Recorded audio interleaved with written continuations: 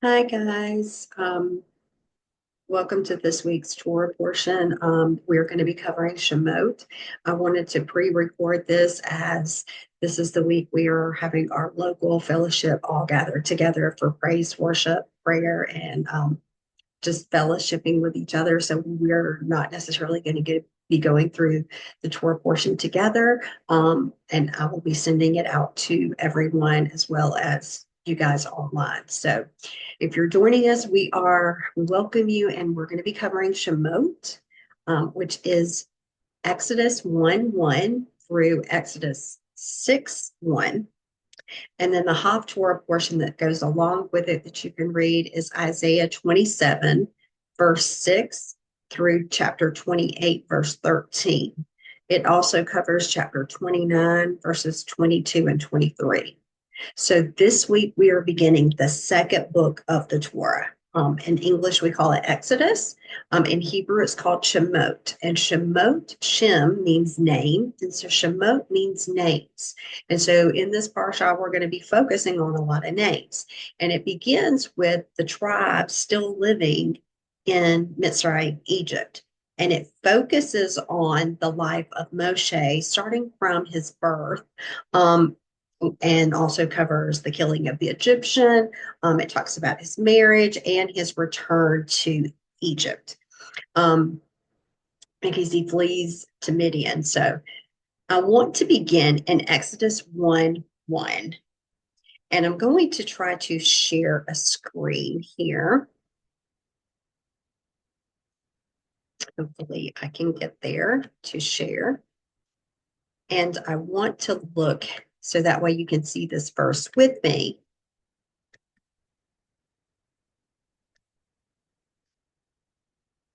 Okay. So I'm going to go through. Hopefully, it comes up. There we go. Okay, so we're going to look at Shemot. Okay, Shemot means names. So as we look at this verse, Exodus 1:1, it says, These are the names of the sons of Israel who came into Egypt with Yaakov, each man with his household. Reuben, Shimon, Levi, Yehuda, Issachar, Zebulun, Benjamin, Dan, Naphtali, Gad, and Asher. So as we look at these, one of the first things that sticks out is that this list is not in birth order. Okay, so as we're going through the list, we see Reuben, Shimon, Levi, Yehuda, Issachar, Zebulun are all Leah's children. Benjamin is Rachel's son. And then we have Dan and Naphtali, which are both Bilhah's, which were Rachel's handmaiden. And then Gad and Asher were the children of Leah's handmaiden, Zilpah. So when we look at these, it's not in birth order.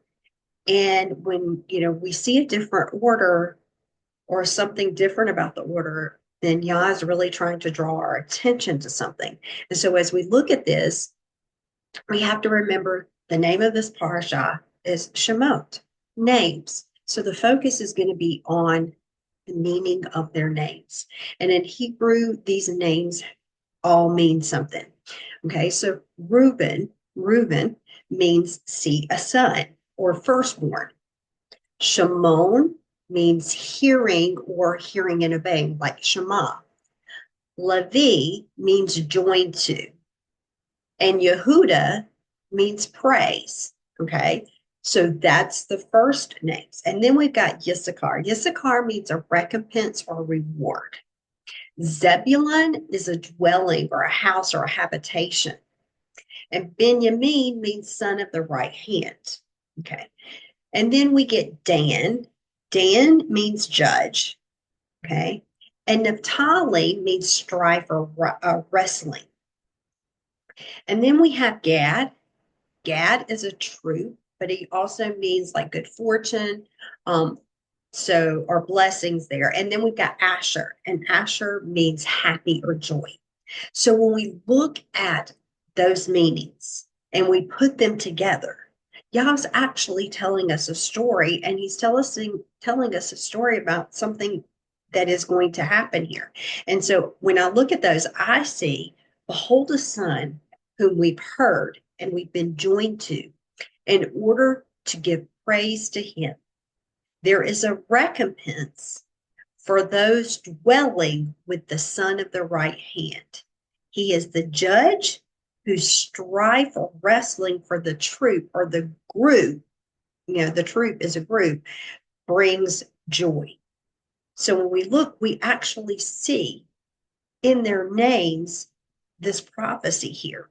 And I wanted to, just to share that with you, especially since this parasha is called names. And we're looking, as we're going through and looking at, we've got, that grouping of names, and it is all about, the end times and making clear an understanding of what is going to happen in this story for us. And he's talking about there's a son whom we're going to hear and we're going to join to, and we're going to give praise to him. And if we're doing that, then there is going to be a reward, a recompense for those that are dwelling with the son of the right hand. And he's going to be our judge, and he's actually going to strive for the group. And in doing that, it brings us joy. Now, and then in the next verse, it says, all the flesh that came out of the loins of Yaakov were 70, for Joseph was already in Mitzrayim. So if you notice, Joseph was missing from that list, as well as Ephraim and Manasseh. So let's continue on in the parasha. And like I said, I'm, want to look at some of the names as we're going through these two and really focus on that. Okay, so I'm going to keep going.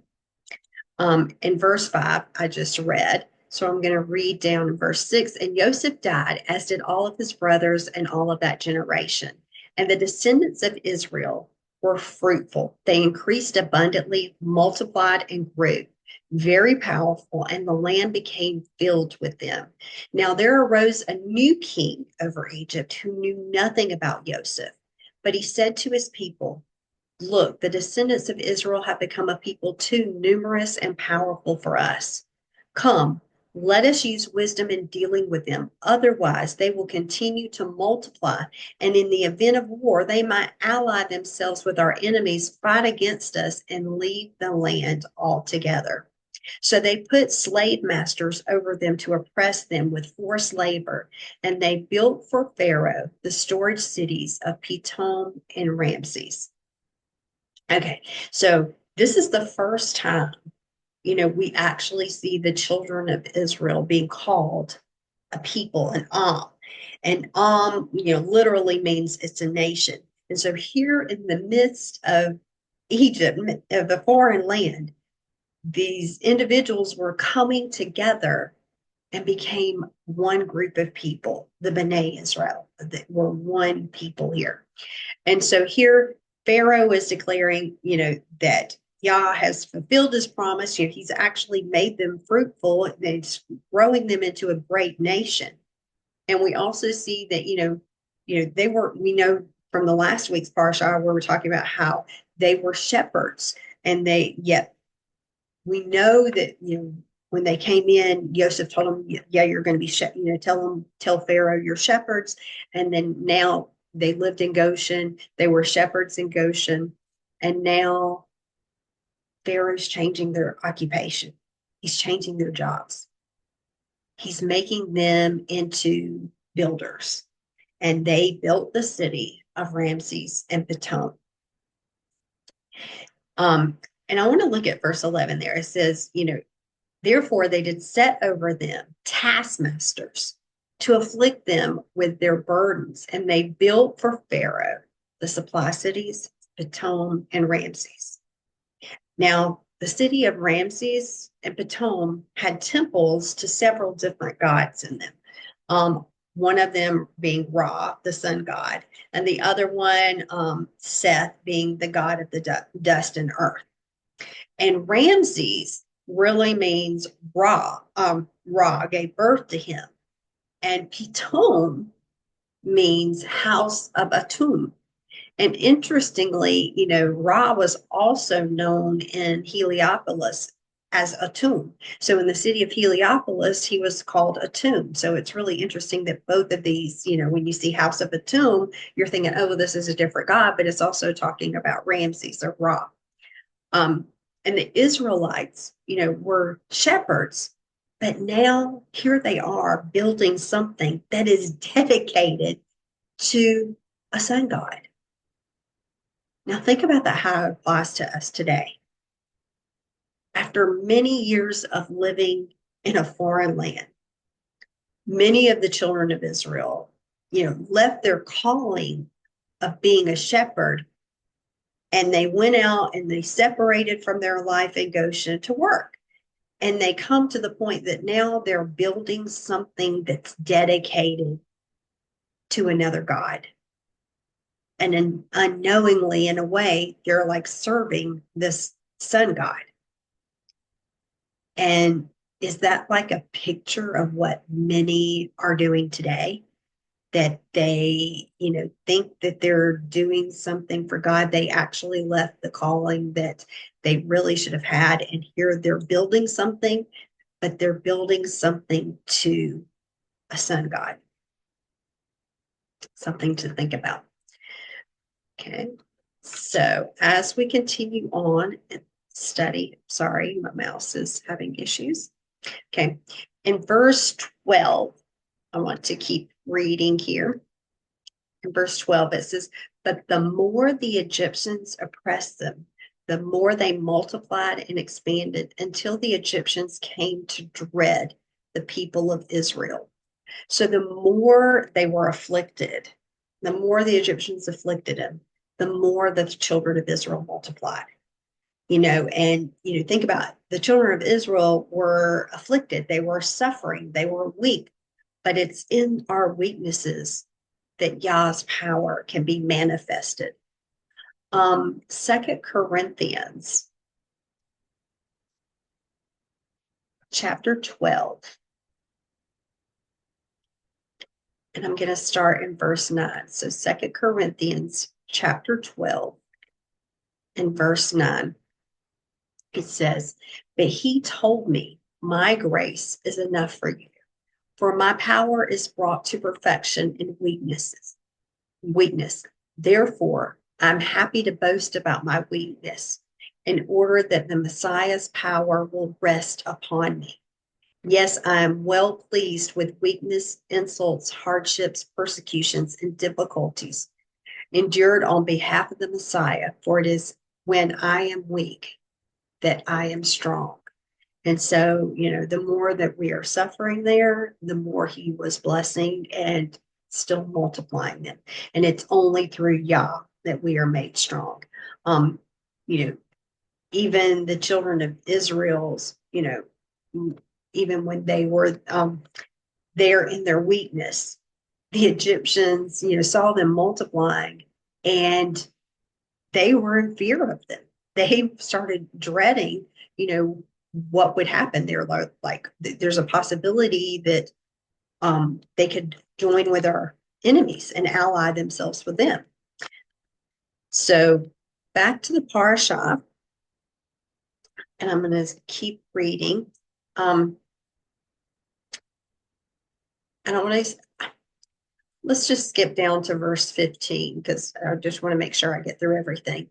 In chapter 1, verse 15, moreover, the king of Egypt spoke to the Hebrew midwives, one of whom was called Shiphrah and the other Puah. When you attend the Hebrew women and see them giving birth, he said, if it is a boy, kill him, but if it is a girl, let her live. However, the midwives were God-fearing women, so they didn't do as the king of Egypt ordered them, but let the boys live.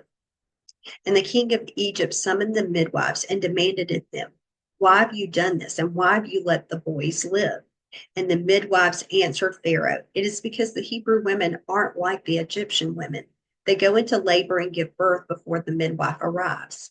Therefore, Elohim prospered the midwives, and the people continued to multiply and grow very powerful.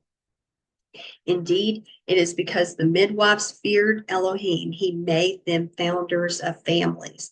And then Pharaoh gave this order to all of his people.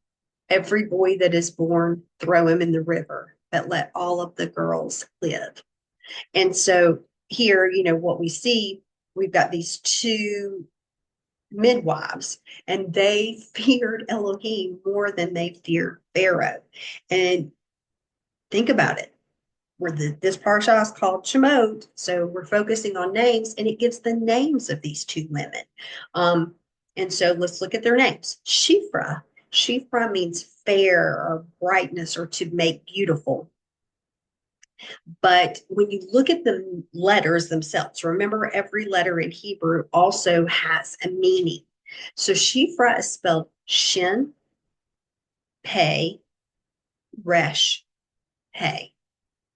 Shin, Pei, Resh, Hey, Shifra. Okay, so Shin stands for El Shaddai. Okay, so that's representing El Shaddai. Pei is the mouth.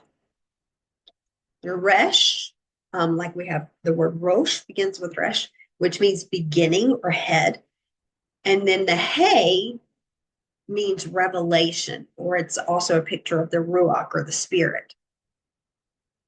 So another meaning of the name Shifra, by looking at their letters, with their letters in mind, and thinking about what each letter represents, we've got El Shaddai's mouth is the beginning of revelation.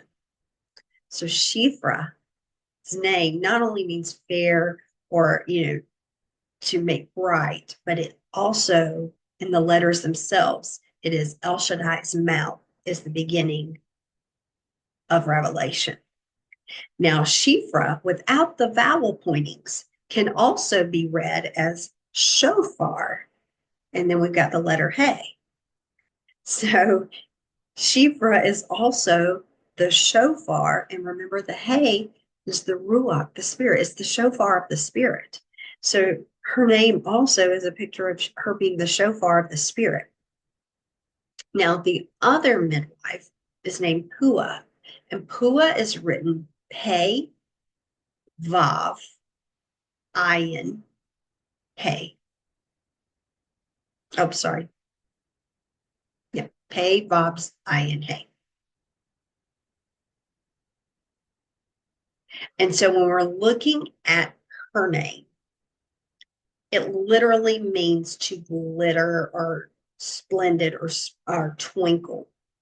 And when you look at the letters and the meanings in her name, we've got mouth or the person in their hand, like they're doing something. And then the ayin is to see or to know. And then the hey is the revelation. So in Pua's name, it means that, speaking by speaking, he makes known or he's doing the revelation. He's doing that. And so when you look at these two women together, and you look at the meanings of their names, Shifra and Pua, it's basically saying El Shaddai's mouth is the beginning of revelation. And by speaking, he's making known the revelation to who? To the congregation of peoples. That's who they were saving. They were saving the congregation of people. Now, according to the Talmud, Shifra and Pua are actually Jochebed, which was Moshe's mother, and Miriam, Moshe's sister. Whether or not that is actually true, I don't really know, but we will see that these women don't obey Pharaoh because they fear Yah more. Now, I do want to look at this next part, and I do want to try to share this with you because I'm going to look at this as we're going through. I want you to see this. Okay, let me see if I can share my next screen.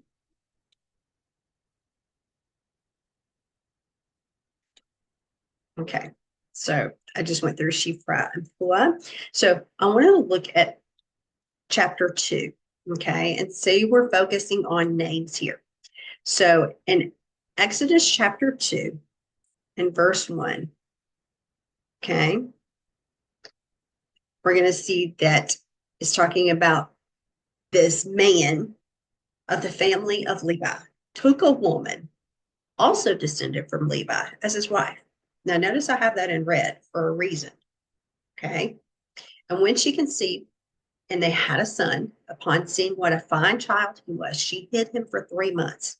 And when she could no longer hide him, she took a papyrus basket, coated it with clay and tar, and put the child in it and placed it among the reeds on the riverbank. And his sister stood at a distance to see what would happen to him. The daughter of Pharaoh came down to bathe in the river while her maids and attendants walked along the riverside. And spotting the basket among the reeds, she sent her slave girl to get it. She opened it and looked inside, and there in front of her was a crying baby boy. Moved with pity, she said, "This must be one of the Hebrews' children." At this point, his sister said to Pharaoh's daughter, "Would you like me to go and find you one of the Hebrew women to nurse the baby for you?" And Pharaoh's daughter answered, "Yes, go." So the girl went and called the baby's own mother. And Pharaoh's daughter told her, "Take this child away, nurse it for me, and I will pay you for doing it." So the woman took the child and she nursed it. Now, I did this in different color for a reason, because remember the name of this parsha, the Shemot, names. But as we're starting this story, a man, not named, took a woman, not named, and they had a son, not named. And she put the child, again, not named, in this basket, and his sister, not named, was going to see what happened to him. We've got the daughter of Pharaoh, not named, her maids and attendants, not named. She also sent her slave girl to go get it, not named. And then again, there was this baby. And, as you're going through this, she's saying, okay, go to the Hebrew children. All of these are not named, but this parsha is called names. And so what's going on if we're talking about names, but yet we have all of these right here in this passage without names? Now we know who these people are, but we don't see their names here. This is talking about Moshe's birth, and the man and woman of Levi are not named.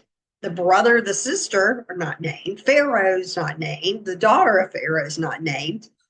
And so I wanted to really point that out, because as we're going through this, I want to touch on some points here. Now, in verse 2, there was something else that was really interesting there, and you don't really see it in the English. You'll only see it looking at a Torah scroll. In verse 2, it says, when she conceived and she had a son, and upon seeing what a fine or a good child he was, a goodly child, and on that Torah scroll, we have the word tov, because for good. He was a goodly or fine child. But what's interesting is that the first letter in that word, tov, is written tet vav beit. Tet vav beit. And tet here is written larger. So it's an enlarged letter. And you remember in Hebrew, we don't have capital letters or lowercase letters. So when you see a letter that's written much bigger, it's trying to get our attention or draw us to something. And when we see a letter that's written much smaller, again, the same thing. But this tet actually looks like a vessel, okay? It looks like a basket. And actually, the form meaning of the word tet means to surround, because it's going to hide or conceal something. When you put something in a basket, you're hiding or concealing it. People can't see what it is. And look at what Moshe's mom does. Jochebed, she put him in a basket to surround and protect him. And then she put him in the Nile River. And in verse 3, it says that when she could no longer hide him, she took and she put him in this, basket, which actually in Hebrew, it is using the word teva, which is the word for ark. And the very first occurrence of this word is back in Genesis 6. And if we go back to Genesis chapter 6 and verse 14, we see that Noah's told, make yourself an ark of gopher wood. Make rooms in the ark and cover it on the inside and outside with a covering. So Noah built a teva, an ark. And think about, he covered it on the inside and outside with this pitch or this tar, okay, just as Jochebed did. And so, what did the ark do and the basket? They preserved life of Yah's chosen. And so, think about, remember in this description of Moshe, we see this word tov, and it's written within this enlarged tet. And the tet is a basket, okay, like an ark. And the tet was enlarged. So it's making it bigger. So something is hidden inside there, Moshe. And the word is good. And so the rabbis are saying that Moshe's goodness is going to actually be hidden for a while inside there. So that's why it was written with an enlarged letter. Now, Moshe, of course, is named, and he's raised by his Pharaoh's daughter as an Egyptian. And Moshe is a common name both in Egypt as well as in Hebrew and in Israel. And so Moshe means born or son. And I want to look at some different sources here, because one of the things I think about is, a lot of times we're not sure how to talk to our brother Yehuda about certain things, and we're not really sure what's in a lot of the Orthodox sources. And so I want to reference some Orthodox Jewish sources here to look at what they're saying about Moshe. And so Rabbi Ari Khan, he writes in Moreh Haish, okay, about Moshe, and this is what he says, quote, "Therefore, we see that not only does Moshe or Moses have an Egyptian name, but his name is steeped with idolatrous connotations. How ironic that the savior of the Jews should be seen as a god by the Egyptians." Okay, that's one source. And you can actually find that on aish.com.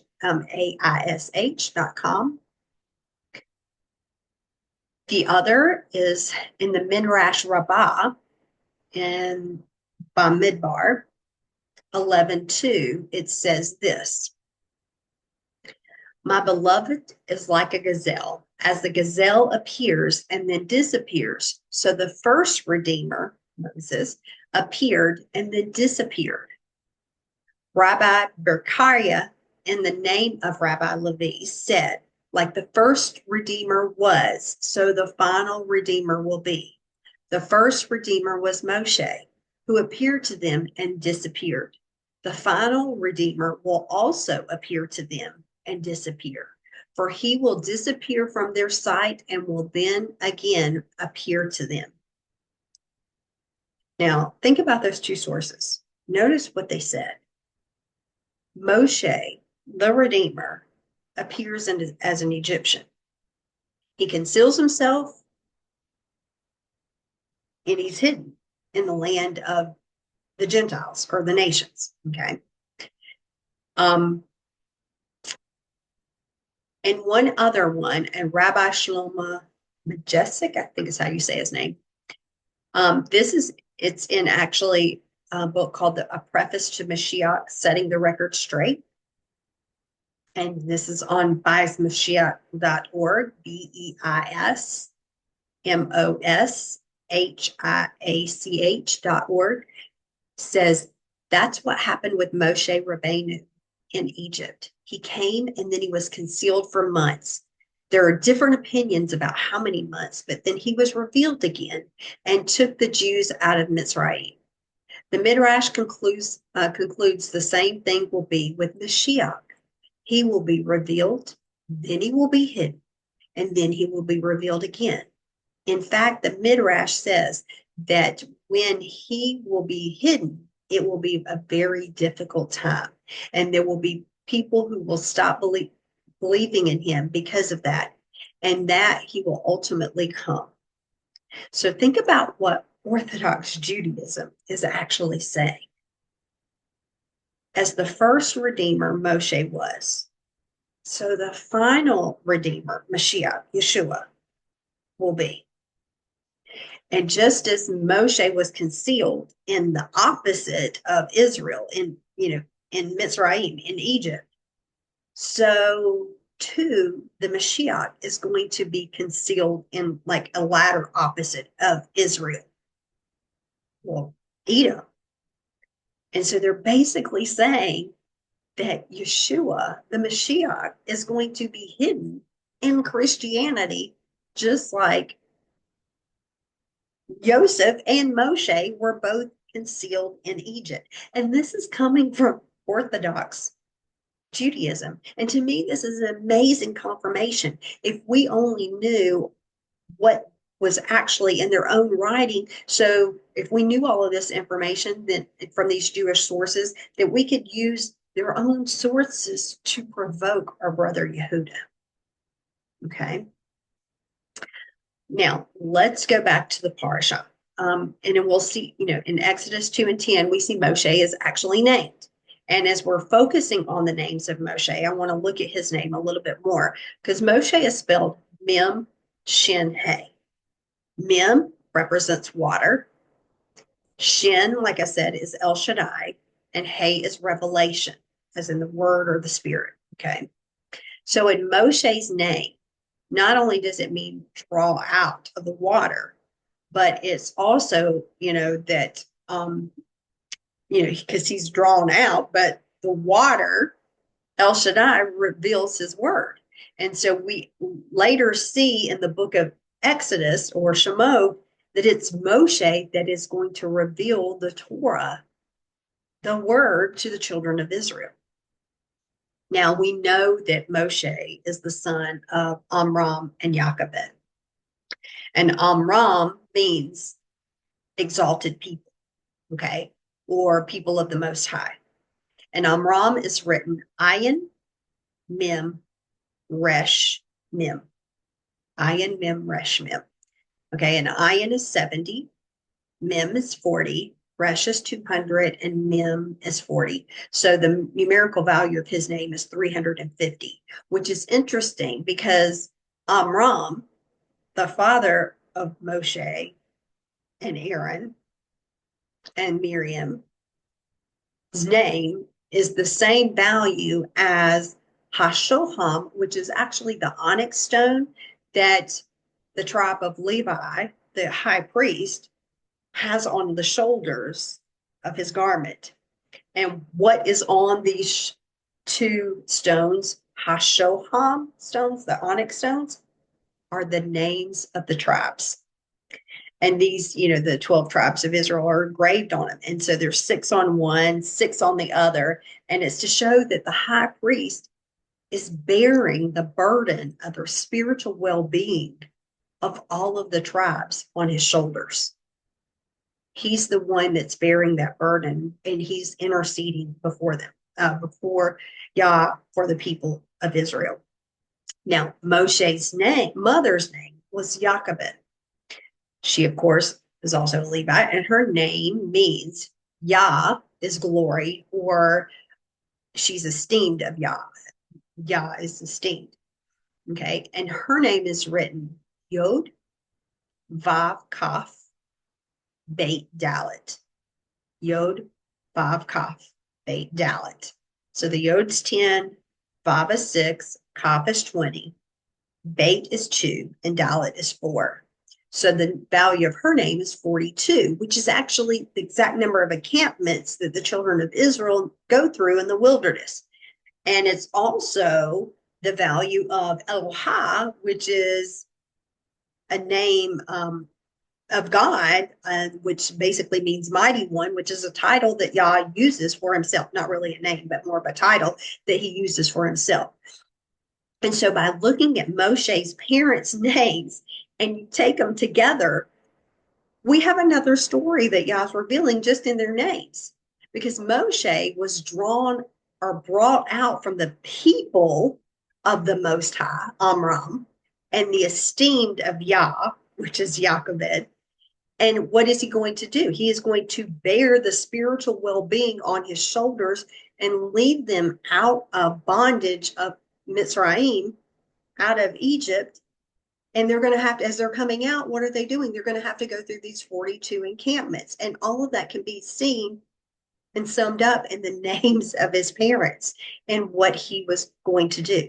So there was this prophetic picture just in the meaning of their names. Now, there is some ambiguity about where really Moshe's name comes from. Is it Egyptian or is it Hebrew? But one ancient Egyptian language source confirms that it means son. And if you think about, he came from the Nile. Pharaoh's daughter found him or drew him out of the Nile.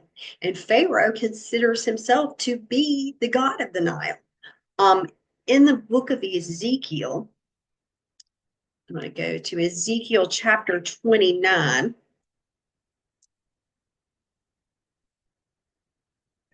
So Ezekiel chapter 29 and verse 2, we see it says, human being, turn your face against Pharaoh, the king of Egypt, and prophesy against him all Egypt. Speak out and say that Yah Elohim says, I'm against you, Pharaoh, king of Egypt, you big crocodile lying in the streams of the Nile. You say, my Nile is mine. I made it for myself. So look at what he's saying. He's saying, wait a minute. Pharaoh, the god of the Nile is here, is saying, the Nile is mine. I made it for myself. And so Pharaoh thinks he is this god of this Nile. And so by naming him Moses, she's actually declaring that he is a son of the Nile here. And, she's basically positioning Moses to be the next Pharaoh. And so think about what's happening. Moshe is the future savior of Israel. But yet he's looked upon by those in Egypt as being an Egyptian god. Wow, think about what's in his name.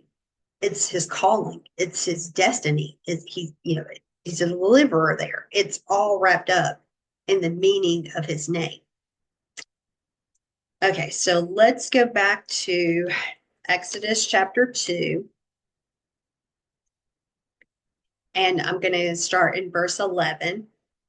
And one day when Moshe was a grown man, he went out to visit his kinsmen, and he watched them struggling at forced labor. And he saw an Egyptian strike a Hebrew, one of his kinsmen. And he looked this way and that. And when he saw that no one was around, he killed the Egyptian and hid his body in the sand. Okay, so I'm going to stop here for just a second because there's a couple of things I want to look at. So when you look at verse 11 there in the Hebrew, where again, when it says, it starts when it comes to pass. In the Hebrew, it says, Vayehi Bayamim Hahim. Okay, Vayehi Bayamim Hahim. And it can really be translated, and it came to be in those days. Well, what days? What days is it talking about? Well, if we keep going in the verse, it continues with Vayetzi. He went out. Okay.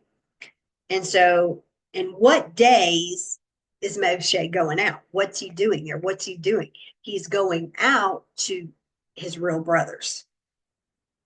And in that passage, he calls them brothers twice, depending on which version you're reading there, it would, might say brethren or whatever, but in the Hebrew it's and it's brother, and it uses it twice. So he's not only seeing his brothers, but it's emphasizing that he's identifying with them as being his brothers. So when Moshe went out, Vayetzi, it's meaning that he was literally leaving the ways of the Egyptians and acknowledging the Hebrews as his brothers. And he saw them, one of them being mistreated by an Egyptian. So he goes to his defense. And, we see what happens here. Okay, so I'm going to keep going in verse 13, because we read verse 12. Oops, wait a second. So in verse 13, it says, The next day he went out and he saw two Hebrew men fighting with each other. And the one in the wrong, to the one in the wrong, he said, "Why are you hitting your companion?" And he retorted, "Who appointed you ruler and judge over us? Do you intend to kill me the way you killed the Egyptian?" And Moshe became frightened. Clearly, he thought the matter has become known. Okay, so again, I'm going to stop here and look at this. What was going on here? Because next day, we've got Moshe going out again to the Israelites. Like I said, he's already identifying them as his brothers, and he comes upon two more who are fighting. Well, this is a picture. Okay, wait a minute. These are Israelites, and they're fighting with each other. Two brothers. Picture of the two houses, brother against brother. And what's Moshe trying to do? He's trying to reconcile them. And he starts by saying, wait a minute, men, your brothers here. Why are you hitting each other? But the one who was mistreating the other just pushed him aside and says, who made you a judge and a ruler over us? You want to kill us like you killed the Egyptian? And so think about first what's happening.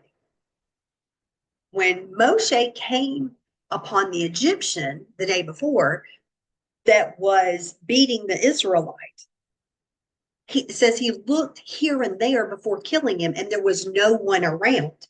So then how did they know that Moshe did it if nobody else was around? If they found this Hebrew dead, why would they not think, oh, one of the taskmasters did it? How did they know that Moshe did it? Well, when I was looking and researching this, and some of the things I found was that one view said that Moshe looked here and there. He's looking around to see if there's somebody else who is going to stand up for the Israelite, not meaning there wasn't anybody there, but that he was looking here and there to see, is there someone among you who's going to stand up for your brother? Remember, Moshe was born a Hebrew and he was raised as an Egyptian. So when he looks this way and that way, he sees no one who seems to care. And in the absence of anybody else being, having any worldly justice, Moshe decides to act. And I thought, you know what? This is a picture of today. All too frequently today, the world is silent as the children of Israel are attacked. And here is Moshe, a picture of the Torah, looking here and there, saying, are you willing to stand up for your brother? Because Moshe acted. Now, notice that, what, they were the next day when he has the two brothers and they're fighting and they're going, yeah, are you going to do to us like you did to the Egyptian? Who made you a ruler and a judge over this? And that's similar to what Joseph's brothers said. So let's go back to Genesis a minute. Genesis 37 and verse 8. Remember, Joseph's brothers said, yes, you will certainly be our king. You'll do a great job of bossing us around. And they hated him still even more for what he said. Okay. Even the King James puts it, and your brethren said to him, shall thou indeed reign over us? Or shall thou indeed have dominion over all of us? How they hated him, and yet even the more for his dreams and for his words. And so Joseph's brother, Joseph being a picture of Yeshua, just like Joseph's brothers, there were those near Yeshua that, were like him, that were looking over and saying, what are you, here you are, you're going to rule and judge over us. And same thing happened with Moshe. They're trying to relate it. They're accusing him of being a judge over them. Are you going to judge us? And, we think about in John chapter 5 and verse 45, it says, do not think that it is I who will be your accuser before the Father. Yeshua saying, wait a minute, don't think that it's going to be I who's going to be the accuser. Do you know who's going to accuse you? Moshe, the very one you have counted on. Okay. For if you really believed Moshe, you would have believed me because it was me that he wrote about. Okay. So think about Moshe here. You know, even Yeshua saying, Moshe, the Torah is going to be your accuser. Did your life line up with Torah? And so his brothers are accusing him. Are you, his family are accusing him. Are you going to judge us? And, look at what Moshe says. Moshe says, clearly the matter is known. Well, he's come out of the closet in a way. How has he come out of the closet? Because of his identity. He's relating to the Hebrew people. He wanted to help his brothers, out of slavery here. He's identifying more with them. And now he is going against Egypt and killing an Egyptian. And he's actually trying to reconcile his brothers. So when he's saying, surely the matter is known, what is it that's now really out in the open? Is it really the fact that he killed the Egyptian? Or is it more that he's changed his attitude and he is no longer identifying himself as an Egyptian, that his heart is now joined with the Israelites?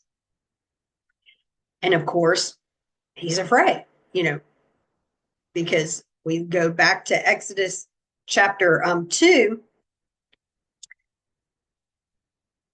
and we're going to see what's happening. Oops, sorry. Exodus 2 and verse 15. And when Pharaoh heard of it, he tried to have Moshe put to death. But Moshe fled from Pharaoh to live in the land of Midian. Okay, so think about what's happening here. Now he is cut off from his Egyptian family. So Moshe is being rejected by the Egyptians.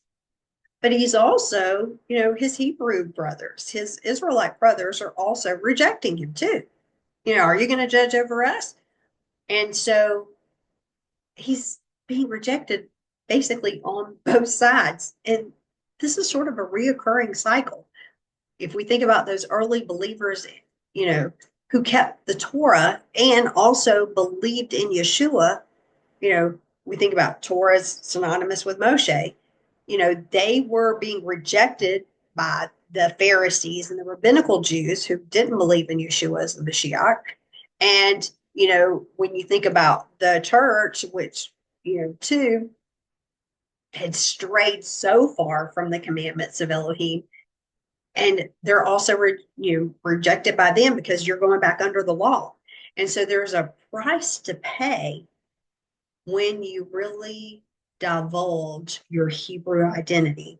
That is when you're crossing over and you see yourself now as an Israelite and you are identifying with your Hebrew brothers.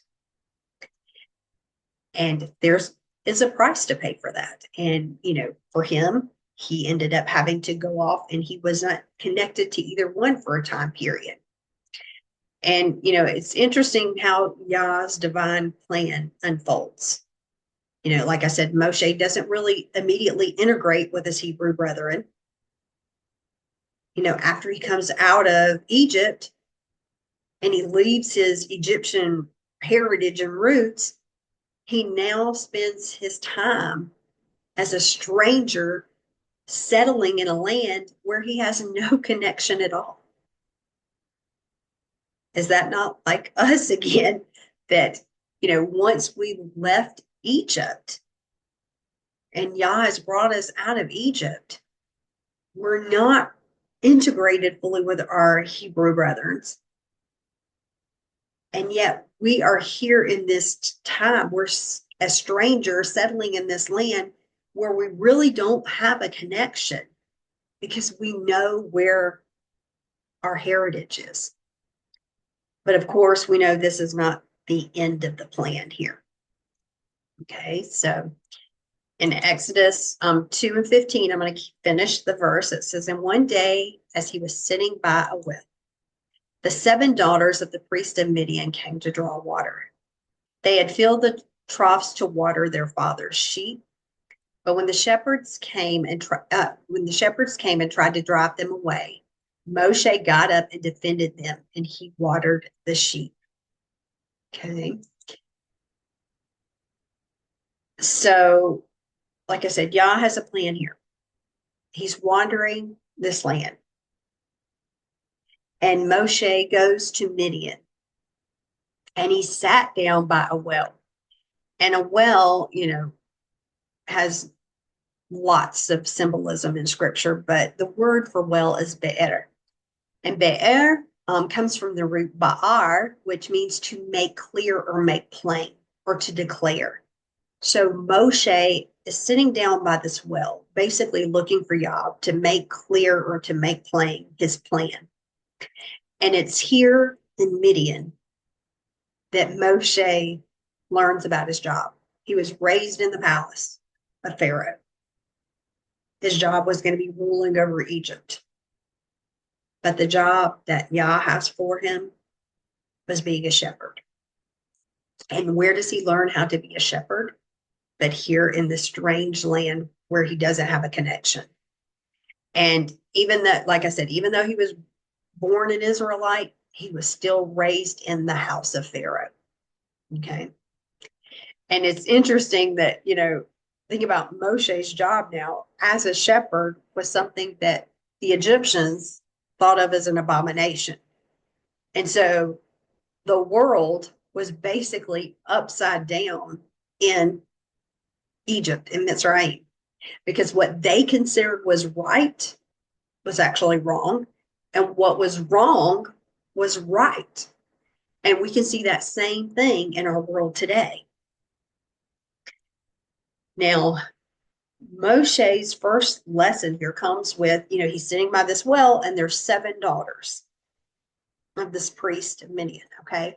And, I got to think about, wait a minute, this priest, the word priest in Hebrew is Cohen, and the Cohen has 7 daughters. Well, this makes me think of the 7 congregations or 7 assemblies in Revelation. And, Yeshua is our Cohen, our high priest, and he speaks about these 7 congregations. In Revelation chapter 1, in verse 11, it's saying, write down what you see on the scroll and send it to the 7 messianic congregations: Ephesus, Smyrna, Pergamum, Thyatira, Sardis, Philadelphia, and Laodicea. And so, think about, these 7 daughters are like an example of these 7 congregations. And when the 7 daughters, when these congregations are coming there to this well and they're trying to draw water from the well, what happens? The shepherds come along and try to drive them away. Well, who are these shepherds? They're basically representing the false prophets, and they're trying to drive away these congregations. But it's Moshe. Remember, Moshe is a picture of the Torah, but he's also, truth. He's the one who comes forward to rescue these congregations, these 7 sisters, and he waters the Father's flocks. So think about this picture, that Yah's flocks get their water through Moshe.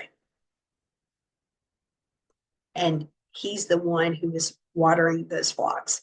If we look at verse 17 there, in Exodus 2 and verse 17, it says, when the shepherds came and tried to drive them away, but Moshe got up and defended them, and he watered their sheep. Okay, and the King James, it reads, and the shepherds came and drove them away, but Moses stood up and helped them and watered their flock. Now, look at what Moshe did for the daughters. Depending on how your translation reads it, he stood up and he helped them. Well, the Hebrew word for stood up here is kum. It's based on kum, okay? Like we are, kuma Adonai, okay? What kum means to rise up or resurrect. And the Hebrew word here for helped is based on yasha, which means to save, which is the root of Yeshua's name, okay? And so think about what Moshe is doing and how he is a picture of the Torah, but it's also, he's rising up, he's resurrecting, but he's also there to say how much this is a picture of Yeshua, who is the living Torah. Now, in the end times, it will be those who stand up in Moshe's or Yah's word who will be watering the Father's sheep.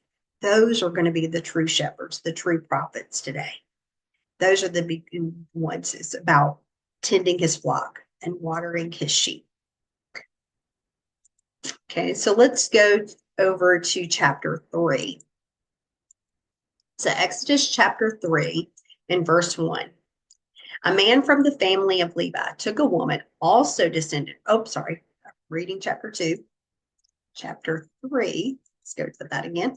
Now Moshe was tending the sheep of Yethro, his father-in-law, the priest of Midian, leading the flock to the far side of the desert. He came to the mountain of Elohim, to Horeb. Okay, so here again, there are a few points to examine. Okay, all of this is happening in Midian. Okay, and remember that the Midianites were the same people that Joseph's soul was sold to back in Genesis 37, when his brothers sold him. Moshe was tending the flocks, and it says he takes them to the midbar, the wilderness. That's where the Torah is given, is in the wilderness. Midbar, it's translated as wilderness or desert, but in this root within the word midbar, we have the word dabar, which is word. So it's the place of the word. Now, also notice in verse 1, it says the backside. And the word here in Hebrew is actually ahar, which means after or later. But it can also mean later times. And one of the names that it mentions here is Horeb. Horeb means desert, but the root of that means dried up or to make desolate. Now, Yethro, we know, is from Midian, and Midian means strife, but Yethro means abundance. But what's interesting, Yethro means abundance, but it comes from the root Yeter, which means a remnant. So from the remnant comes abundance. Horeb is another name for Mount Sinai. Now we know that, or I believe firmly that where a lot of the traditional Christianity teaches Mount Sinai is, I don't agree with. I believe that Mount Sinai is actually in Arabia, where the Midianites lived. And even in Nibra Hadashah, it mentions that Mount Sinai is in Arabia. That's just like, when you live in or go to Jerusalem, there's a lot of sites that are like, oh, well, this is where this happened. And a lot of those I will tend to disagree with, because some of those are, Constantine's mother, said that this was the site and they built a certain thing there, or church or something there. And it's not historically or archaeologically accurate. So some of those I do disagree with. But anyway, Mount Sinai is in Arabia. Now let's go back to verse 3 here. We see that, or chapter 3, we see that Moshe is the shepherd. He's taking the flock to Horeb, or Mount Sinai, which is basically the place of the word.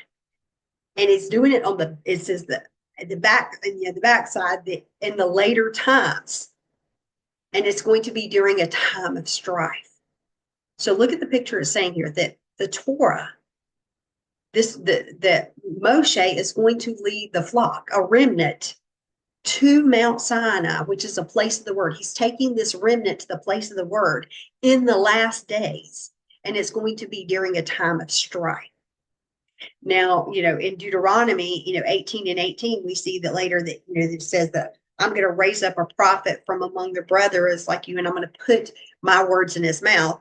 And we also see in Acts that, that where it's quoting this in Deuteronomy 18:18, where it says that I'm going to raise up a prophet, like you, and that this is going to be, basically Yeshua, that Yeshua is, in Acts 3, he's talking about Yeshua being this prophet. So Yeshua was called a prophet like Moses. And so in the end times, what is Yeshua going to do then? He's going to do the same thing that Moshe did.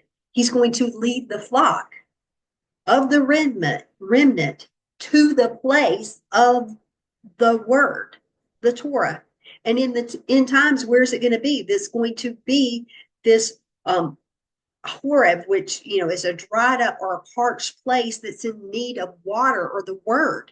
Why? Because Amos 8:11 says there's going to be a famine of the word during that time. Now, keep going in Exodus 3, okay, in verse 2. And the Malach of Yah appeared to him in a fire blazing in the middle of a bush. And he looked up and he saw that although the bush was flaming with fire, yet the bush was not being burned up. And Moshe said, I'm going to go over and see this amazing sight and find out why the bush isn't being burned up. And when Yah saw that he had gone over to see, Elohim called to him from the middle of the bush and said, Moshe, Moshe. And he answered, Hineni, here I am. And Moshe said, I'm going over and see. Oh, sorry. I want to think about this right here just a second. What he's doing here. He's saying, when he calls to him, he's automatically saying, here I am. Hineni, here I am. And look at what he says. Don't come any closer. Take off your sandals off your feet because the place where you're standing is holy ground. I am the Elohim of your father. He continued, the El of Abraham, the El of Yitzhak, the El of Yaakov. And Moshe covered his face because he was afraid to look at Elohim. Okay, so first of all, we should realize, that we only come to Yah by his drawing us. We can't just run into his presence. Even John in the Brit Hadashah, John chapter 6 and verse 44 says, no one is able to come unto me unless the Father who sent me should draw him. And I will raise him up on the last day. And so think about, here, it's, we see that there was a drawing for Moshe to come. It says that he was drawn. We're not just going to run in there. There's going to be that drawing of the Ruach. Now, there's an interesting midrash on this burning bush, that the fire that burns in the midst of the bush is like the heart of a person, while the thorns surround it signify the pain and difficulty of oppression. For the Israelites, there would be these burdens and afflictions of slavery. And now thinking about this and linking it to the Mashiach, who was also a consuming fire, think about he too wore a crown of thorns, symbolizing all of the pain and sin and suffering that he took on for our benefit. In other words, Elohim appeared to Moshe, Yah appeared to Moshe out of the midst of this burning thorn bush in order to show us an identification with their plight, to make, he understands that there is going to be thorns and suffering in our life. And if Israel suffers under the Egyptians, taskmasters, then Yah suffers with them. When his people suffers, he suffers. And it's going to be no different when the world goes through the tribulation, that those who are identifying with the Mashiach, he is going to be a consuming fire, but it's going to be a consuming fire of protection. If we go to Zechariah chapter 2, in Zechariah chapter 2 and verse 5, and it depends on which version of the Bible you have. Some versions it may be verse 5, some versions it may be verse 9. It says, for says Yah, I will be a wall of fire surrounding her, and I will be her glory within. Up, says Yah, move, flee the land of the north. For I have scattered you like the four winds of the sky, says Yah. Move, Zion, you who are living with the daughter of Babel, escape. For Yah Zebaoth has sent me on a glorious mission to the nations that plundered you. And this is what Yah says: anyone who injures you injures the very pupil of my eye. And so, again, like I wanted to link in there that Yah is going to be that wall of fire surrounding his people. And, just it's a little bit about the burning bush. I know there is a plant that we have here in the States and stuff. It's called the burning bush. It's actually originally from Asia, and I don't know how to say the Latin name, Euonymus alatus, I guess is how you say it. Yet that's not the plant that is the burning bush in scripture. Living in the desert in the Middle East, you don't see that plant there. That's not one that's in its natural habitat in the Middle East, especially southern Israel or going down toward Arabia and stuff. That's not one of the plants there. And if you notice what I told about the midrash, it actually links it to a thorn bush. In the Middle East, in this area during that time, especially in the summers or in the springs when it starts getting hot and stuff, that it's not an unusual occurrence to see a bush catch on fire in the middle of the desert. And it was, not a natural occurrence. But these thorn bushes or brambles that often caught fire, of course, they're going to be consumed. And this is what Moshe notices, is that this bush that was burning was not consumed.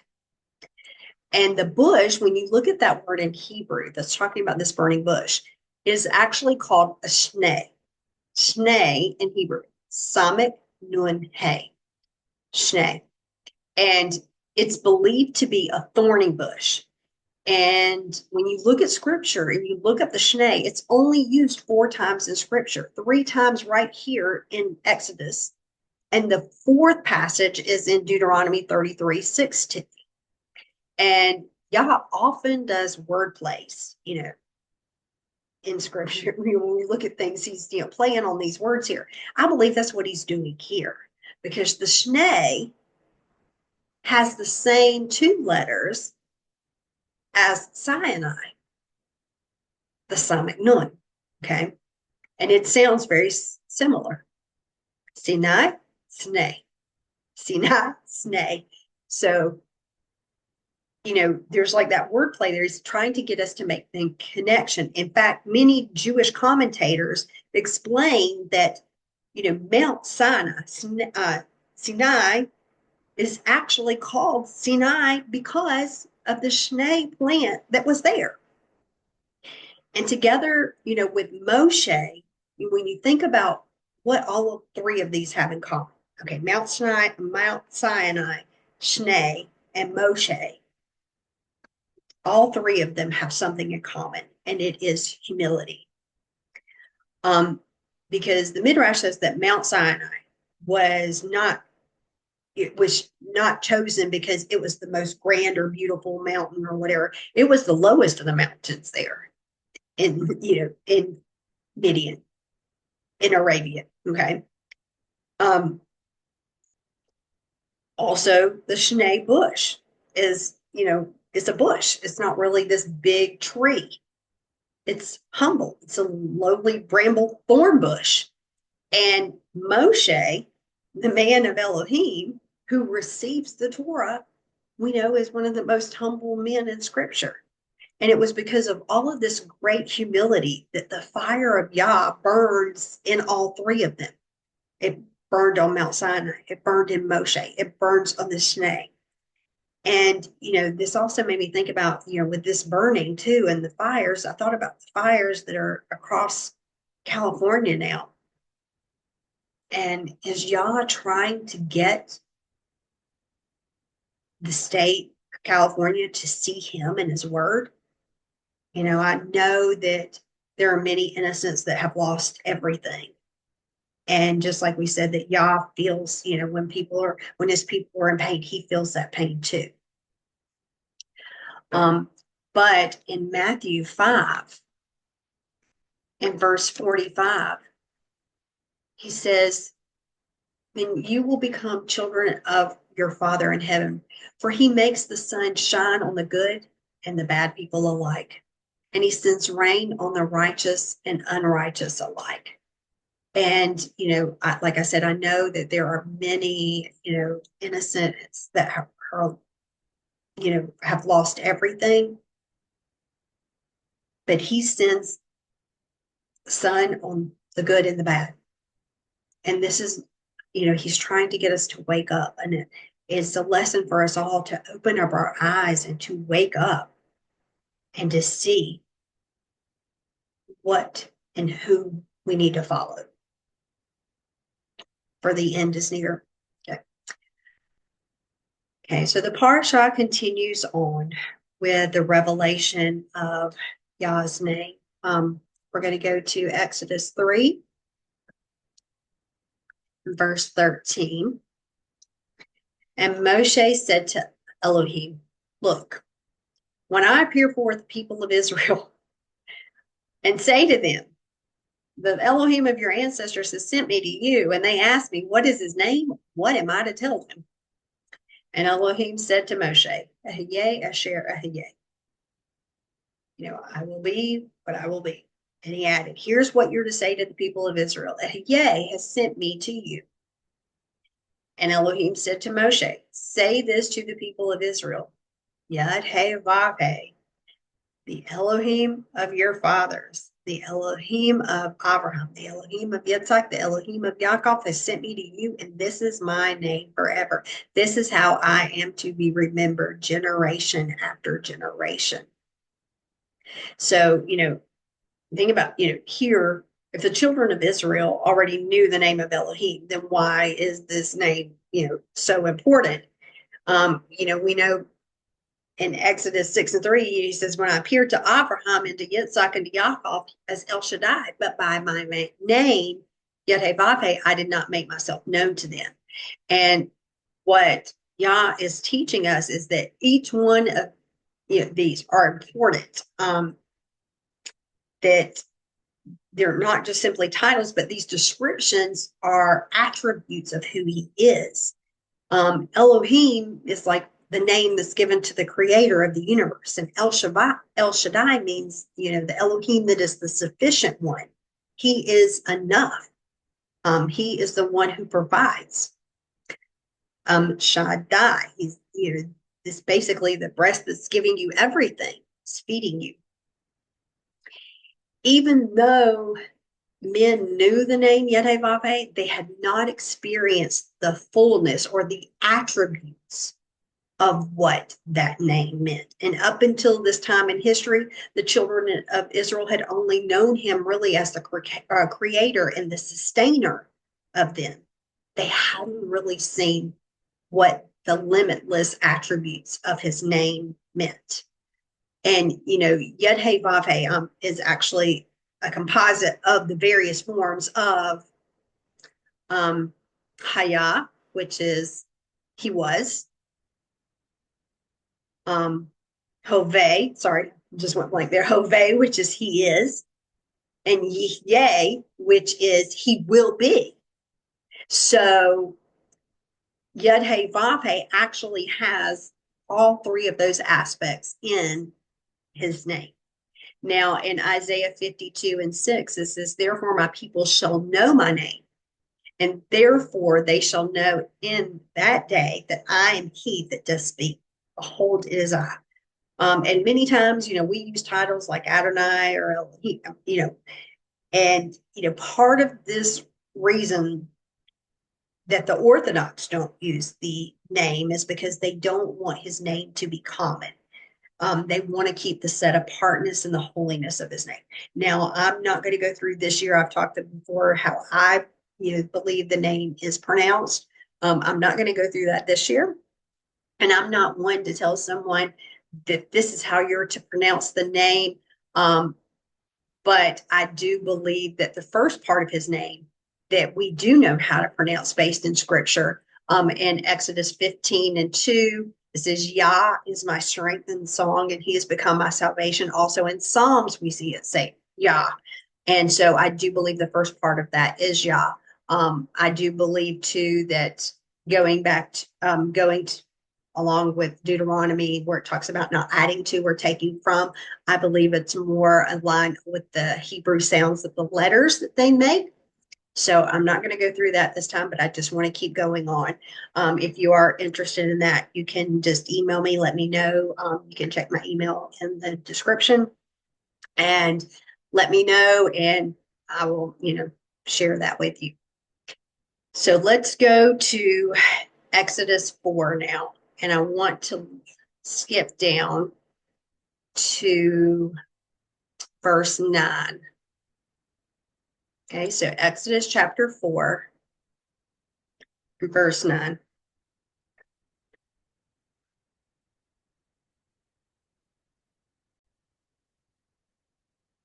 Okay, so let's look at Exodus chapter 4 and verse 9. But if they aren't persuaded, even by these signs, and still won't listen to what you say, then take some of the water from the river and pour it on the ground. The water you take from the river will turn into blood on dry ground, on dry land. And Moshe said to Yah, oh, yeah, I'm a terrible speaker. I've always have been. I'm no better now, even after you've spoken to your servant. My words come slowly and my tongue moves slowly. The King James says here, and Moses said unto the Lord, O my Lord, I am not eloquent, neither heretofore, nor since have thou spoken unto the servant, but I am slow of speech and slow of tongue. Now, notice that, Moshe here is wanting to exclude himself from speaking to the children of Israel. And in English, we say, he's slow of speech, is what it said. And, some have taken this to mean that, he has a speech problem. He's not a great speaker. And I know that the book of Yashar says other things there. And, what does it really mean? Well, I think, if we let the scripture interpret scripture, we can see something a little different. Because the phrase that it uses for in Hebrew here is kaved lashon. It's basically saying he has a heavy tongue. Okay. And there is another time in scripture that this phrase is used. Let's go to the book of Ezekiel. In Ezekiel chapter 3, in verse 1, he said to me, human being, eat what you see in front of you. Eat this scroll and then go and speak to the house of Israel. So I opened my mouth and he gave me the scroll to eat. And as he said, human being, eat this scroll I'm giving you. Fill your insides with it. And when I ate, it tasted as sweet as honey. Human being, he said to me, go to the house of Israel and speak my words to them. For you are not being sent to a people with difficult language or an unintelligible speech, but to the house of Israel. Not to the many peoples with difficult languages and unintelligible speech, whose words you can't understand when you hear them. Without doubt, if I sent them to you, they would listen to you.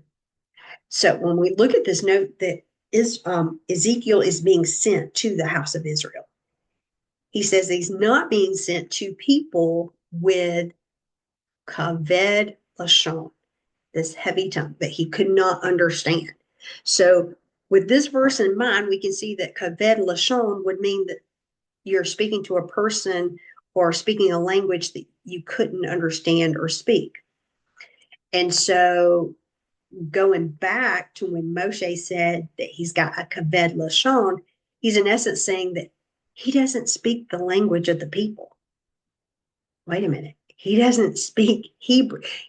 He doesn't speak Hebrew well enough to fully communicate to his brethren.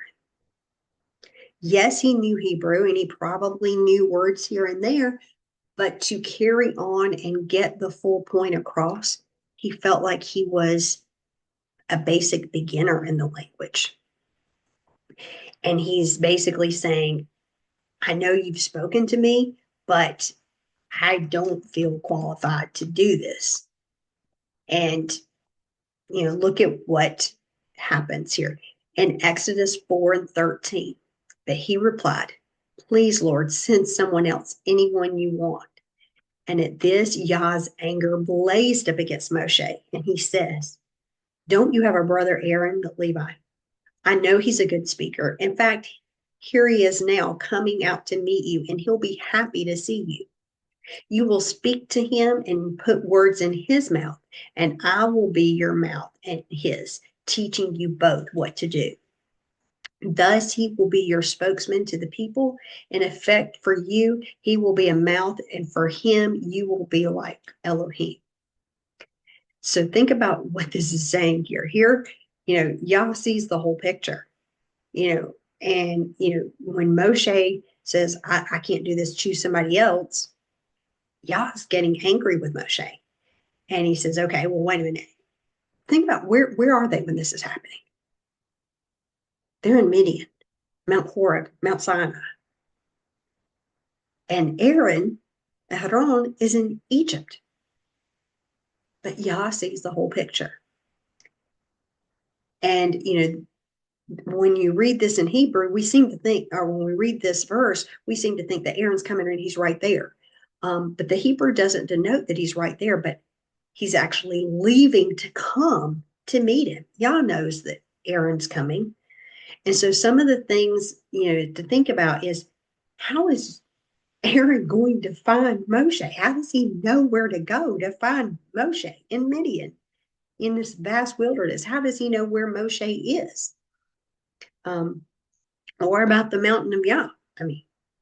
But Yah isn't hindered by distance and time. He sees the whole picture, and he can move on someone even far away for help. Now, if we continue reading in chapter 4, and I'm going to continue right at verse 17. Now take the staff in your hand, because you will need it to perform the signs. And Moshe left and returned to Yethro, his father-in-law, and said to him, I beg of you, let me return and go to my kinsmen in Egypt to see if they are still alive. And Yethro said to Moshe, go in peace. And Yah said to Moshe in Midian, go back to Egypt, because all the men who wanted to kill you are dead. And so Moshe took his wife and his sons, and he put him on a donkey, and he started out for Egypt. And Moshe took Elohim's staff in his hand. And Yah said to Moshe, when you get back to Egypt, make sure that you do before Pharaoh every one of the wonders I've enabled you to do. Nevertheless, I'm going to make him hard-hearted, and he will refuse to let my people go. Then you are to tell Pharaoh, Yah says, Israel is my firstborn son. I have told you to let my son go in order to worship me, but you've refused to let him go. Well, then I will kill your firstborn son. And at a lodging place on the way, Yah met Moshe and would have killed him, had not Zipporah taken a flint stone and cut off the foreskin of her son. She threw it at his feet, saying, what a bloody bridegroom you are for me. But then Elohim let Moshe be, and she added, a bloody bridegroom because of this circumcision. So when we look at, at verse 25 and 26, well,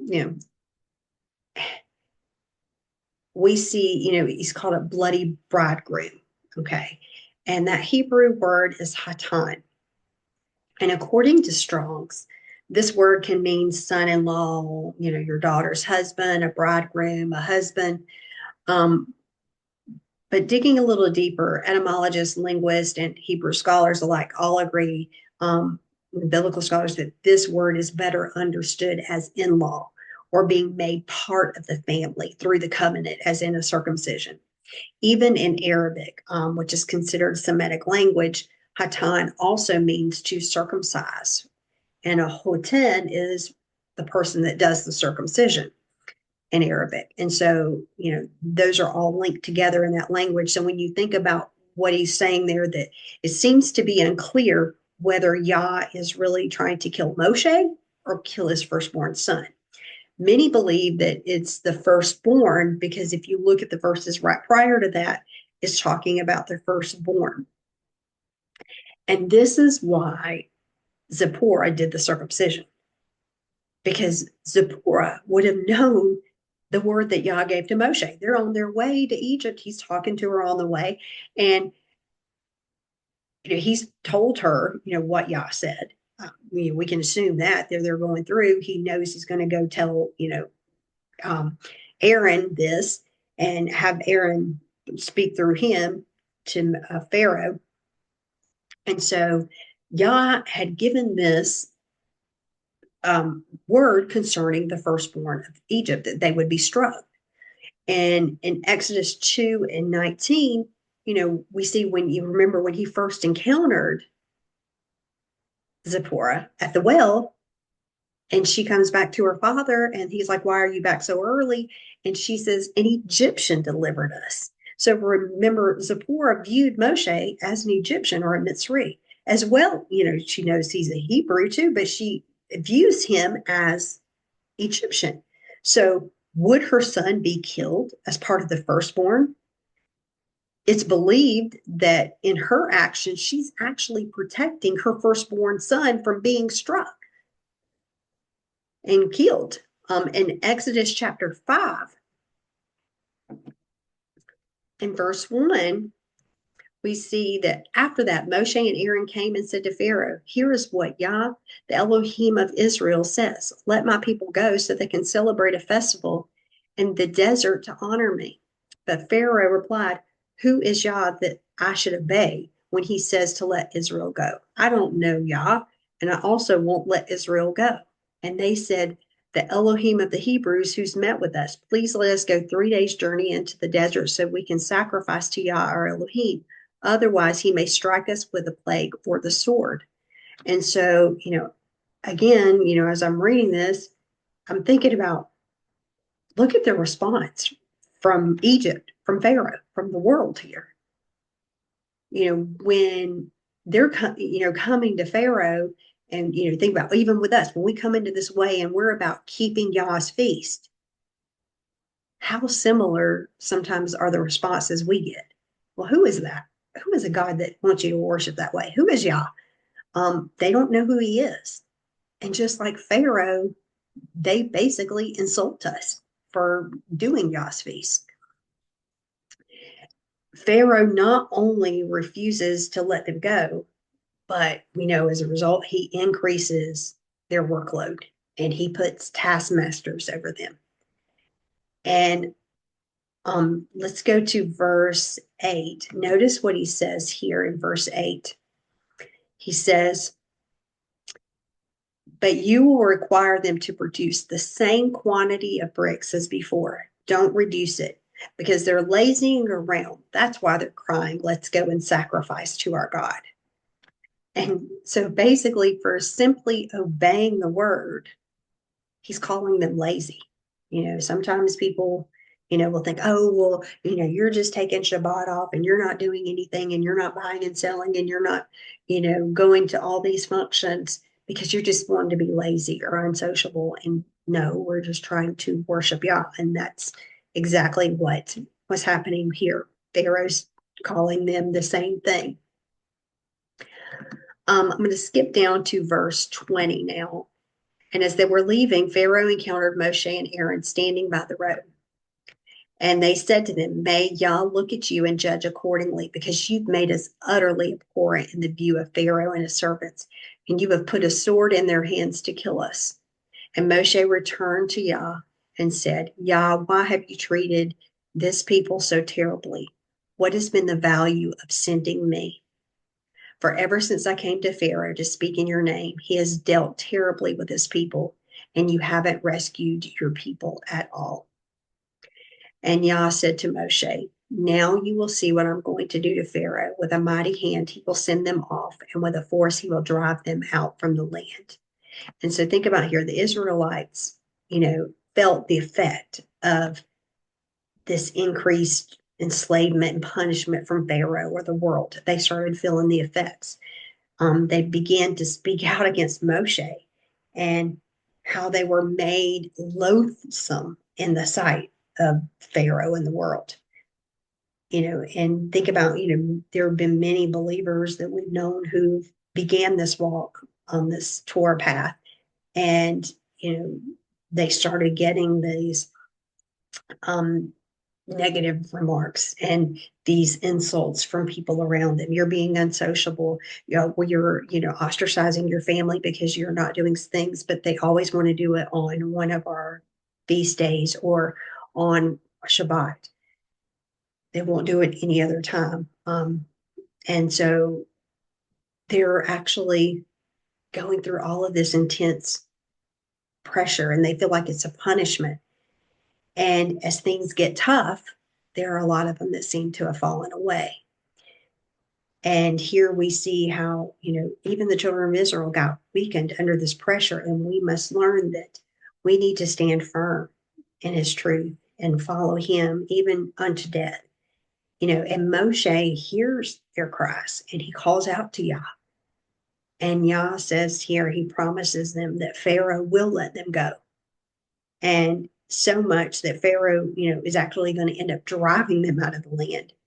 And that no matter what we're going through, we must persevere. So, in this parsha, in this one with Shemot, there's a lot of information in this. And to think about that, there's going to be a lot of things that are going to happen. There's going to be a lot of things that are coming against us. But we need to remain firm and stand on his word and, take it with joy when those trials come against us.